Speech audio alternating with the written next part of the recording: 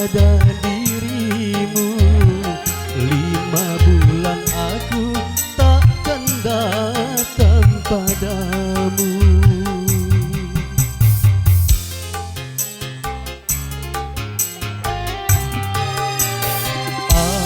Aku pergi dengan berat di hati, tapi semua rela untuk masa depan nanti.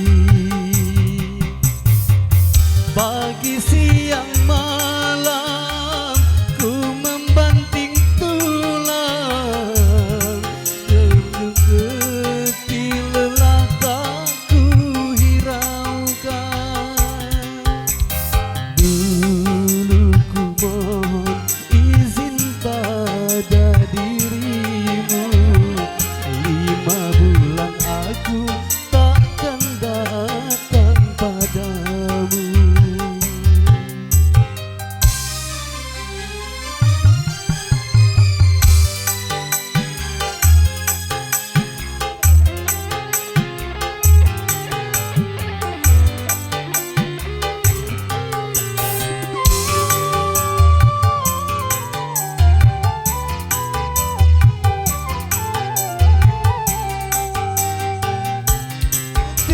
Ku datang, sejenak ku tertahan melihat rumahmu penuh keramaian dengan hiasan yang terbang kemewahan.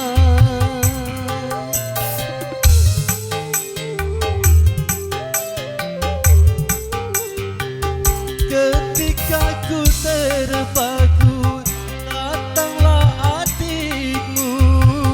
Dia persembahkan piring sendok garpu, mungkin dianggap sebagai undanganmu. Betapa hancur hatiku setelah kulihat dirimu yang tega menikah dengan seorang karibku.